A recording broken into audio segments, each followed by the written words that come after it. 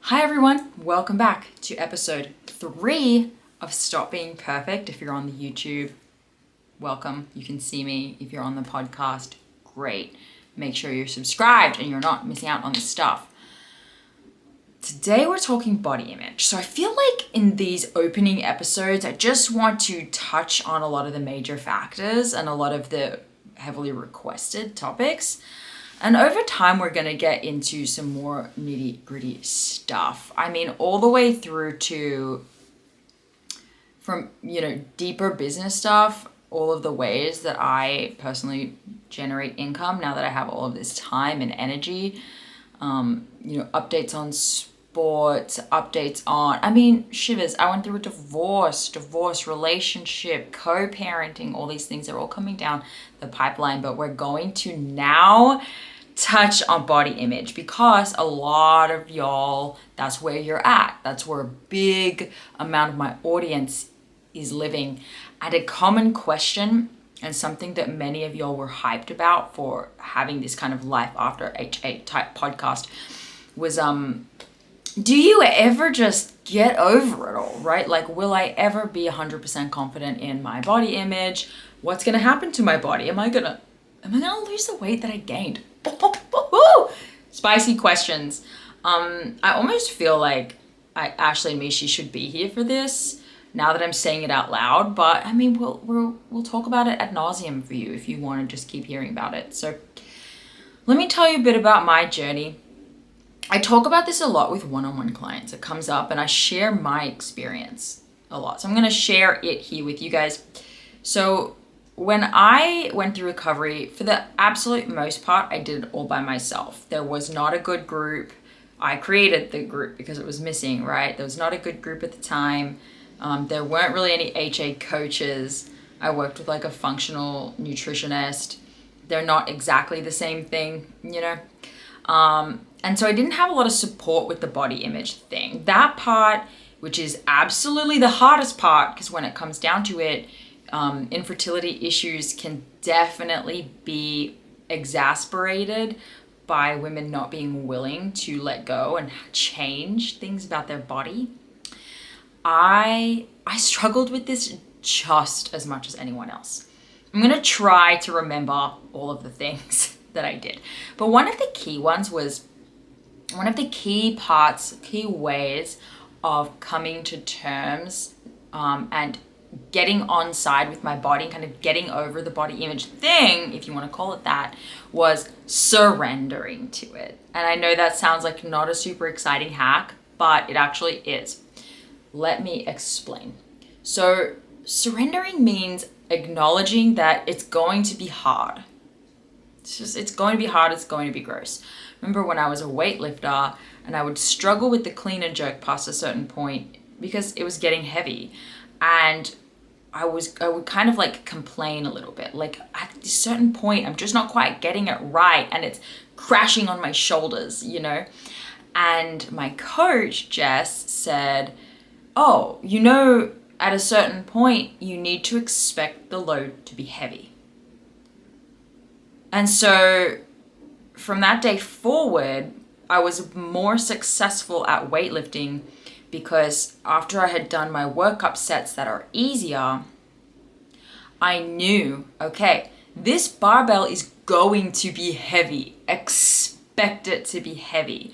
And when you expect it to be heavy, the game changes because you enter into a different mindset. You're not upset, disappointed, frustrated that it's heavy and difficult. You're just on with the task. And it was like that for recovery when I realized, like, expect your body to change and expect yourself not to like it. You need to stop expecting yourself to be like, completely happy with it from the get-go. It's not realistic. It's just not realistic.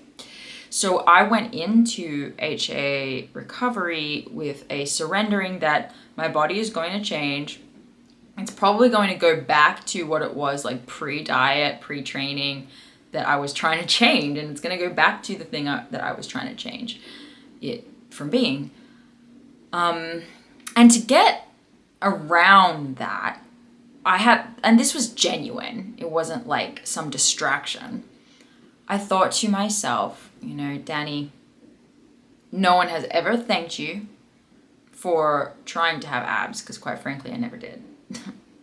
No one has ever thanked you for that. No one has ever benefited from you working hard at these things.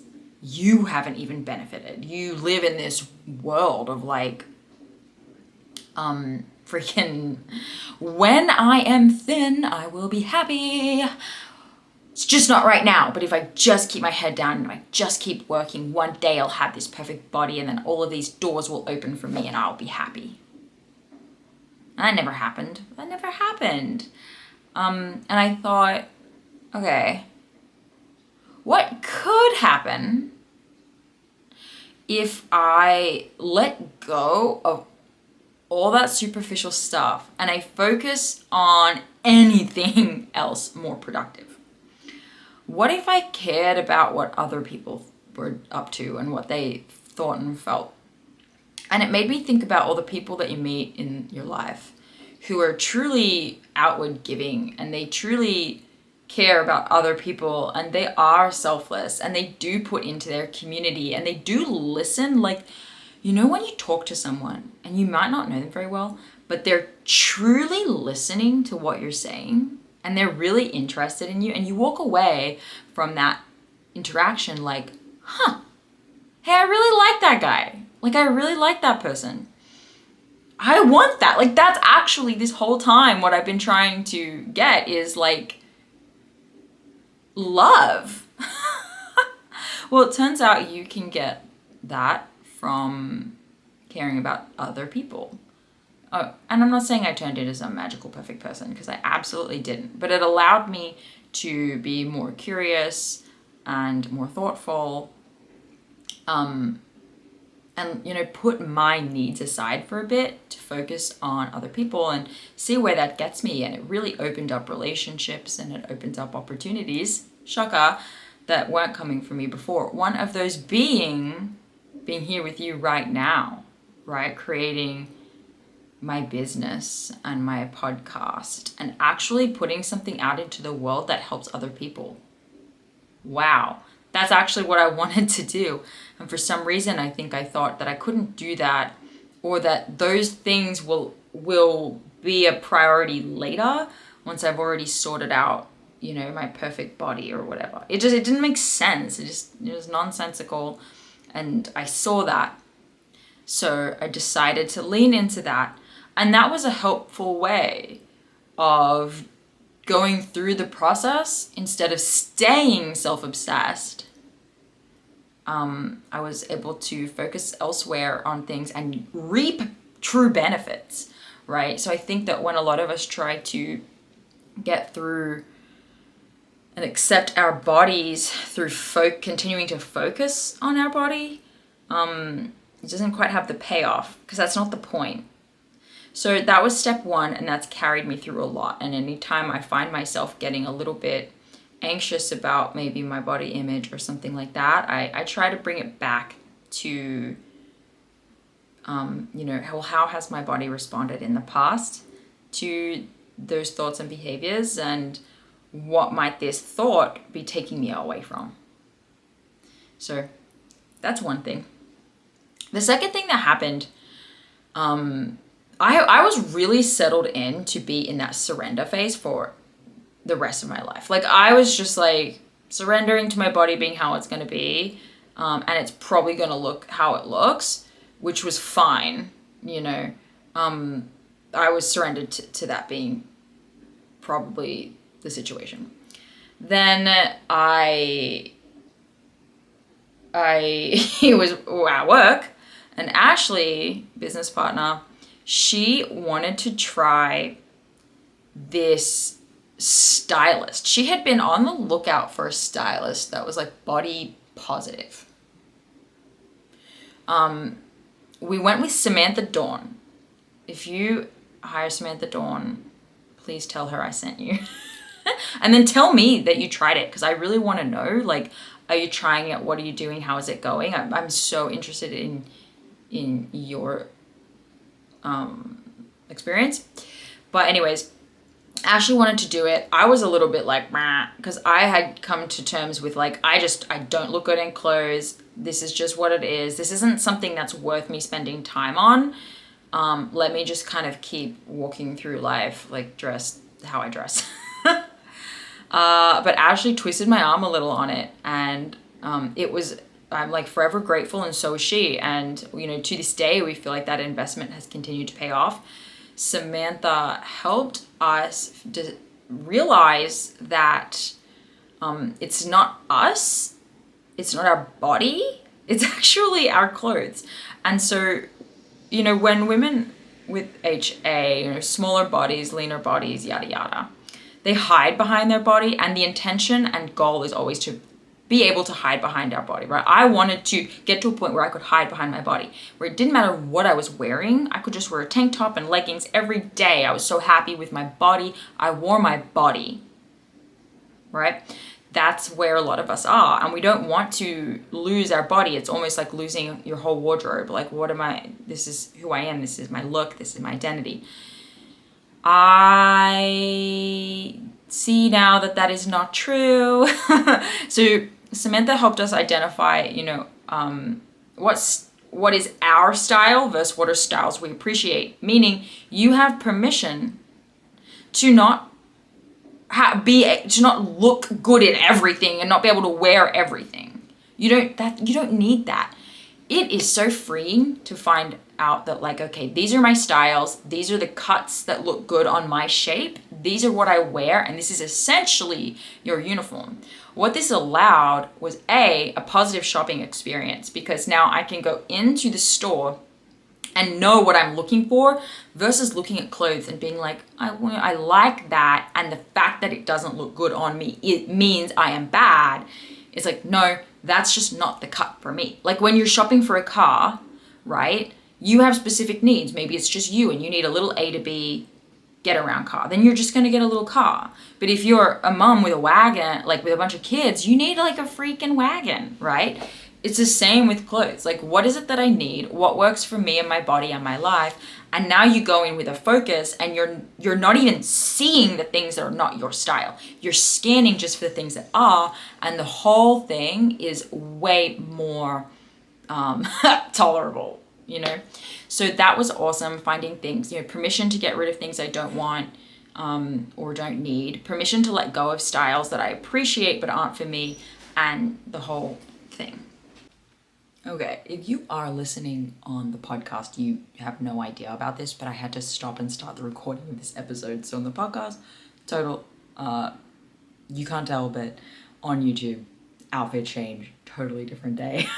And that's how I'm rolling with this. You know, I think being a business owner, entrepreneur, mom, athlete thing is like, it can be really difficult for me to stay on top of things that I need to do weekly if I am expecting myself to like block out significant amounts of time at any given time to get things done.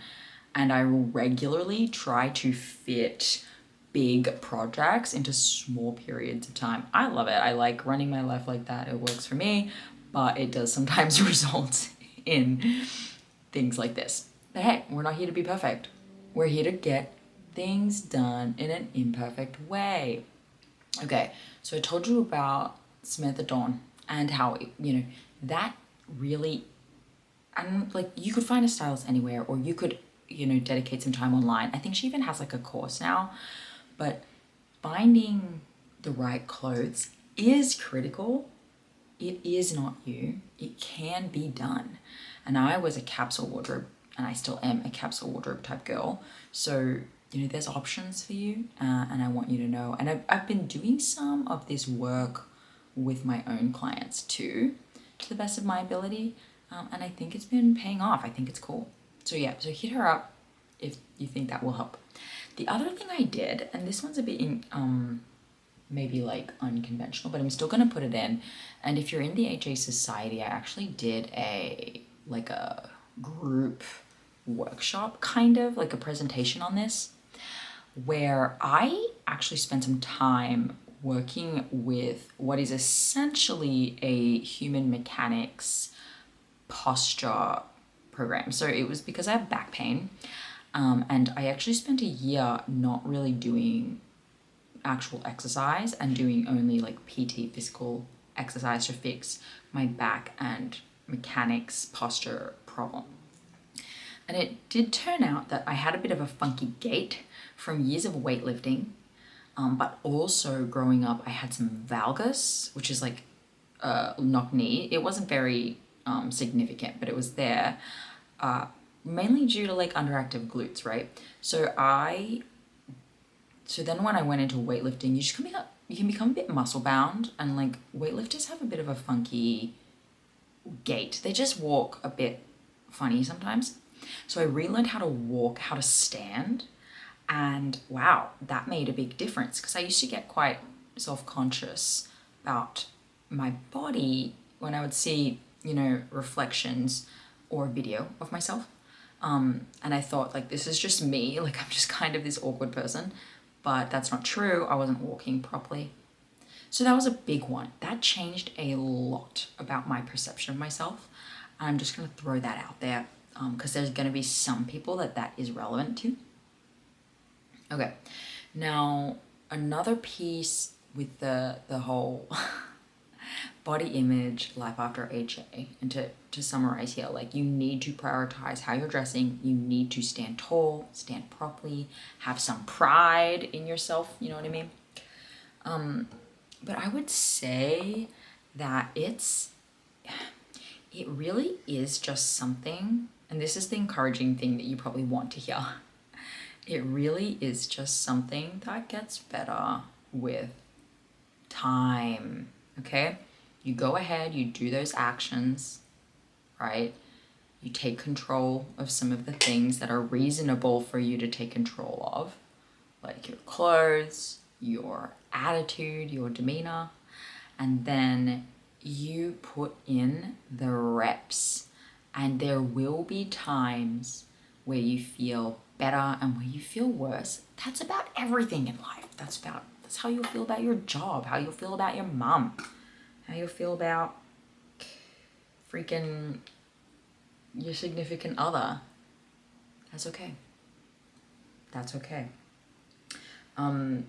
You will get over it.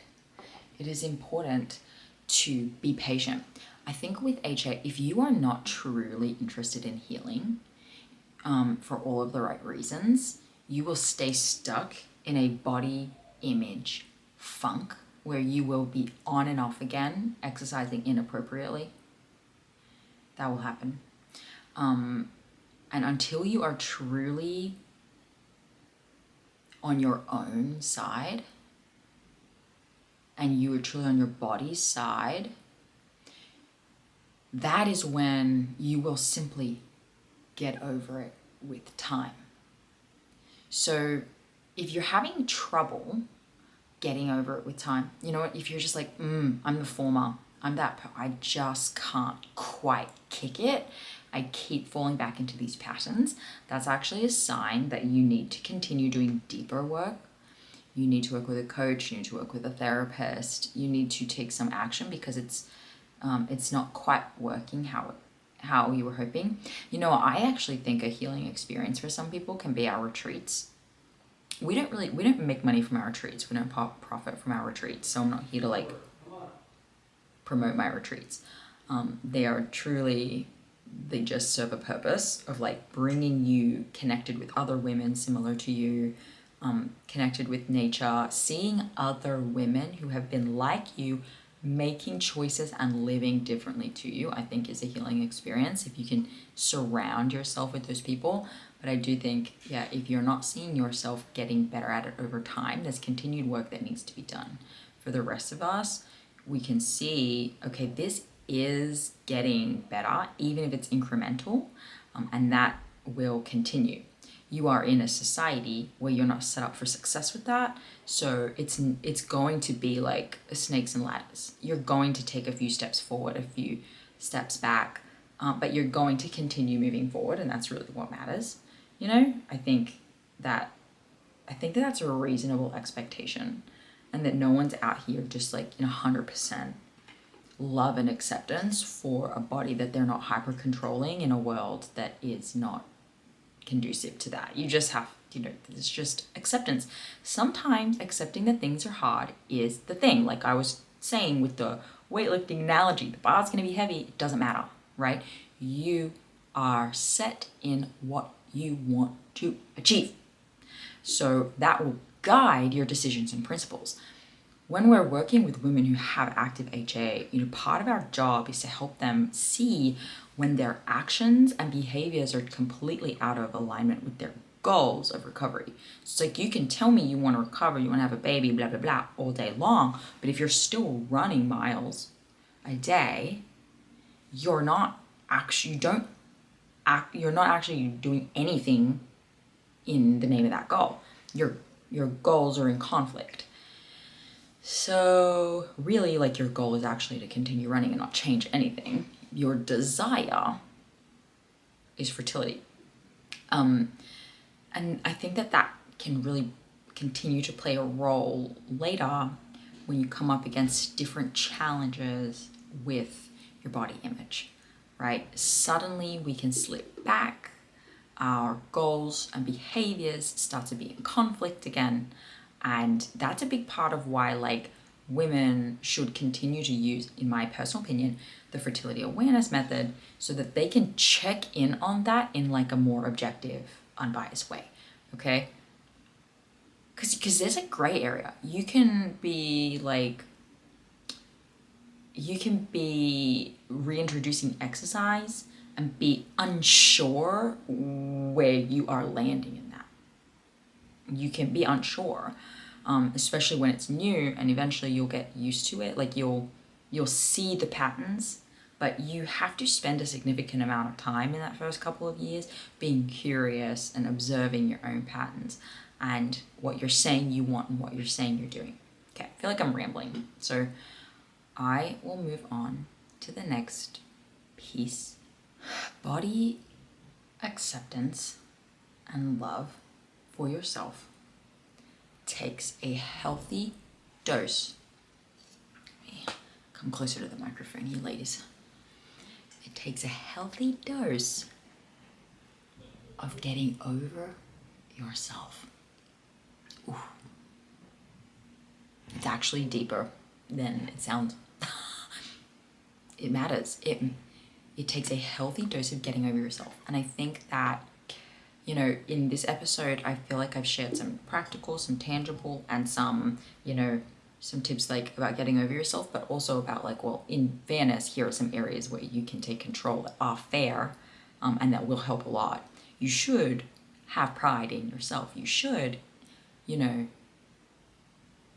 look at yourself in the mirror and make sure your hair is brushed or whatever. I mean, I can't really say shit. I literally get on YouTube every week looking like a hot mess. But that's okay. Like I am proud of that, right? So that's me. That doesn't have to be you. That doesn't have to be everybody. But you do need to, at some point, get over it.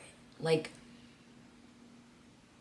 gosh, I know that it sounds harsh and it sounds like it's not coming from a place of compassion and understanding, but remember, I've been right where you are.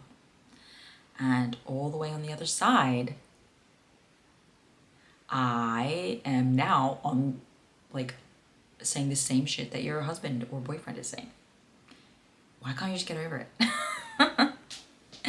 I know it's hard, but you do deserve it. And I think it's helpful for journaling.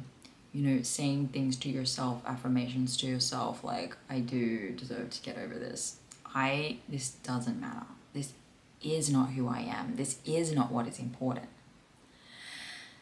And while I do have some other tips that I want to share, I'm going to save them for a future episode.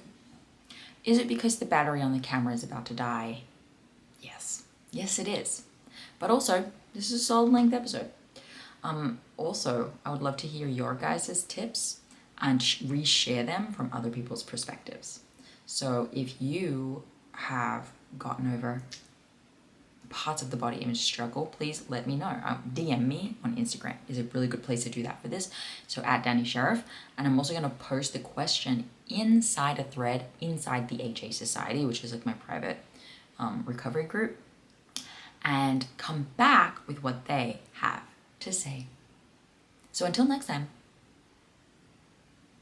happy getting over yourself. Go change your clothes, stand up tall, and remember, you have more to offer the world than abs. I mean, thanks for your abs, I guess. Thank you for doing that for us.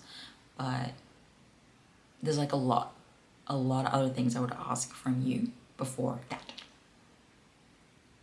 Okay, bye, guys. This has been Stop Being Perfect, and I'll see you guys next week.